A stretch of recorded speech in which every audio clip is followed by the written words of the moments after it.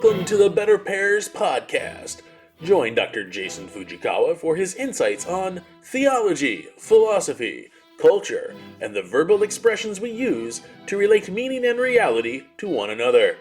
Make no mistake, this is a podcast for nerds, but particular nerds who are searching for old wisdom made ever new. To learn more about the Better Pairs cultural empire, please visit betterpairs.com.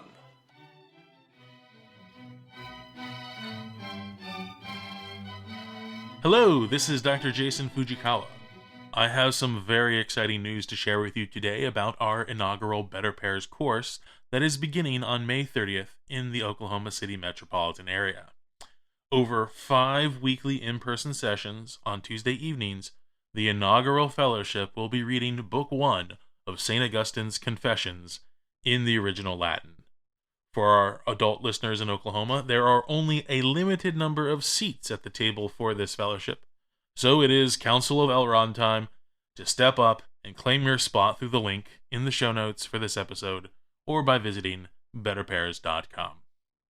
What can you expect from the course? Each of the 5 2-hour weekly sessions will take place in an actual home or hobbit hole where the fellows will gather around at a table over light refreshments, including some fresh pears.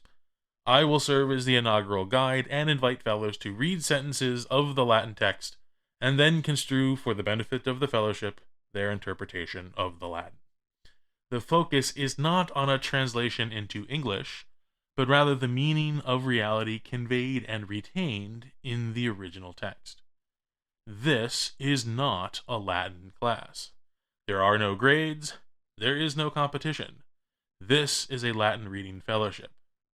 You will not be alone. Our guides have traveled these passages before.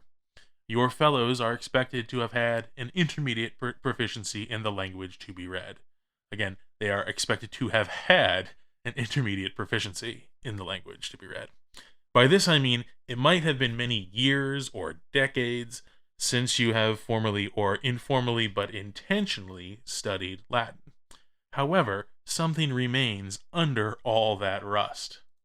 A good online test for one's proficiency is hosted by the National Latin Exam, and a link to the test with some helpful instruction is included on the course webpage. The goal is to be able to eventually read the passages of a given ancient author with only the assistance of a selected glossary of uncommon terms appearing in the passage. In the beginning of each course, the guide does much of the heavy lifting, but the idea is that week after week, each member of the fellowship grows in confidence and facility with the language. Still, this is not a class. The analogy I use to explain the distinction between a Latin class and a Latin reading fellowship is the difference between learning to water ski and actually water skiing. Learning to water ski is only tolerable because the enjoyment of actual water skiing entices you on the other side. Sadly, for many people, their experience of Latin or ancient Greek is the equivalent of learning to water ski, i.e., becoming a human torpedo, without ever enjoying the thrill and enjoyment of actual water skiing. If you have already put in the hard work of learning an ancient language earlier in life, but stopped short of reading the early church fathers or the greats of ancient Athens and Rome, Better Pairs courses are an opportunity to cash in on that intellectual equity. If your interest in the fellowship outpaces your proficiency in the language at present, there are a very limited number of NPC, non-player character seats, set around the fellowship table each session for those who want the experience from the relative safety of 3 feet back, and who may from time to time invite fellows on side quests to gather all their lost chickens. I'm excited to be offering 2 exclusive incentives to our first fellows. First, the inaugural fellowship is being offered at a discount of over 35% to our regular course rate. Second, each fellow securing a spot in the fellowship for the 5-week course will receive a complimentary Better Pairs mug from the newly updated Better Pairs Market. Choose either the original Better Pairs mug, our Fac Difficilia Cole Purum mug, or our most popular Stop Big Lexi mug. If you live outside the Oklahoma City metro area and would like to be considered as a site for future Better Pairs courses, please subscribe to this podcast, leave a comment, and email me at jason@betterpairs.com. If you would like to support the work of Better Pairs, please visit the Better Pairs Market and community-supported analysis pages at betterpairs.com. And now, on with the episode. Episode 9, Egregious. The folks at Merriam-Webster represent the North American branch of Big Lexi, our philological arch-villain for this season of the Better Pairs podcast. Their entry for the term, egregious, offers the contemporary definition, quote, conspicuous, especially conspicuously bad. The entry also includes an archaic meaning distinguished, and an explanatory note that perhaps the shift in meaning from a compliment to something more accusatory is the result of the ironic use of the original meaning. That's all there is to see here, people. Just a word that now means its opposite. A word to be added to the likes of cleave, inflammable, and the bi prefix in words like biweekly or biannual. As you might have guessed, I believe that there might be something more to this word, which reflects our understanding of its deep etymology and perceptions of belonging to or resisting the herds or flocks. Egregious comes to us from the Latin adjective egregius, egregia, egregium. The adjective is composed of two parts, the prefix e or x, meaning from or out of, and the root noun, grex, gregis, meaning flock, usually in the context of sheep, but in some contexts it can mean a more general herd. It is important to distinguish egregious from extra-gregius, namely that egregious means from or out of the flock and not from outside the flock. The noun, usually a person modified by egregious, has an origin from within the flock, not somewhere or some flock exterior to it. Those egregious individuals might be a rara avis or rare bird, but are nonetheless birds hatched from within the community itself. The E of egregious confers then a meaning similar to the E in the word election. Those elected to offices, see Community, episode 6, are selected, that is, selectus, from the community's members. Pope Francis's papal motto is miserando atque elegendo, a phrase taken from a homily of St. Bede in reference to St. Matthew's call to follow Jesus. Elegendo, St. Matthew, is called out, chosen from the milieu of his time and the wretched circumstances to follow the Good Shepherd.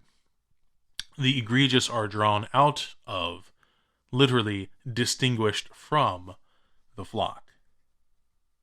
Returning then to focus our attention on the nature of flocks, in particular flocks of sheep, the literal aggregation of sheep retains some of the advantages of a fleet, as described in episode 2 of this season on classical education. The flock is able to travel faster, with each sheep not having to swivel its head in a constant search for predators. Each sheep attends to his visible range and sounds the alarm if anything seems amiss. This convention is taught to the young by the old. The difference between a flock and a fleet arises when the enemy does indeed appear. Absent a shepherd, a sheep's defense, aside from perhaps a pair of horns, is his relative fitness to his kin. A fleet's strength is the coordinated strategy and tactics of the ships in unison against the threat. Of course, humans man ships. Sheep have yet to become a seafaring species, and so if they ever do construct boats on their own initiative, I suspect, though, their response to a wolf-helmed vessel at sea will be similar to their slaughter of proverbial fame on terra firma. In our historical imagination, there must have been some providence to the survival of sheep in the world prior to their domestication by humans, given the tastiness of mutton and a sheep's lack of any significant defense. While flocks of sheep might have been a natural phenomenon, it is the human shepherd who orders and preserves them from wars, famine, and pestilence over the millennia. Nevertheless, for the sake of humans, during wars, famine, and pestilence over the millennia. Still, this idyllic image of an episcopal shepherd over his sheep presents the tension in the modern interpretation of the word egregious. Namely, why was being described as out of or from the flock a positive description in the ancient world, when it seems that what exists outside of the flock is danger and death? Again, we stand at the abyss of deep etymology and conjecture causes to explain effects. The fruit of this exercise is not certainty or even certitude, but the habitus, the ready disposition to ponder the weight of words which connect us to the human family over time and space. Perhaps the ancients saw the egregious sheep as the prime selection fit for sacrifice, or the prime selection for the purpose of breeding the next generation. While today we might seek out the latest tech stock, back then the newest development in livestock was a societal premium. Transferring the epithet to humans, a novus homo, or new man in the Roman Senate, such as Cicero, would have been seen as a sanguine shock to the ebbing bloodlines of a consular class preceding him. That is one theory for the ancient meaning of egregious, but what of the modern sense in which the term is now negative in connotation? Here there is perhaps a decoupling in the transference of the epithet. Human societies, unlike flocks of sheep, become complacent and resist changes to the status quo with intention, and sometimes violence. Egregious members of a human society are seen as agents of change, and there is a resistance to change which is transposed as resistance to the individual. Such is the nature of revolutionaries and revolutions. In the Christian Revolution, that is the revolution initiated by Jesus Christ, which in the grand schema of the human family was something of a counter-revolution restoring the rightful king, we have the image, even from the first century, of Christ the Good Shepherd. We are told that his sheep hear his voice and follow him, presumably leaving their flock. Which then is the true flock, the flock of origin or election? Does the narrow path of these egregious sheep necessitate egregious activity in the same aspect of our own Christian journey today? This drawing out of flocks seems to be God's modus operandi for the salvation of the human family. To his chosen people whom he exiled from their promised land for engaging in polytheistic worship contrary to his revelation as one, God reveals himself as a trinity of persons.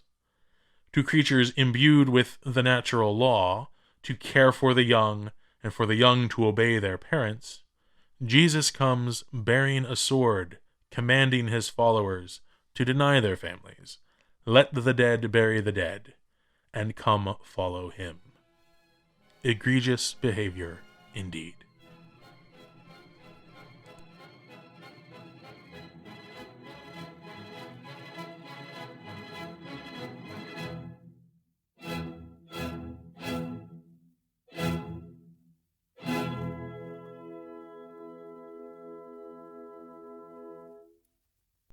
The views expressed by Better Pairs contributors are theirs alone and do not necessarily reflect the views of Better Pairs, its parent company, or any company or organizations affiliated with the contributors. For more information to support Better Pairs or to shop for Better Pairs merchandise, please visit betterpairs.com.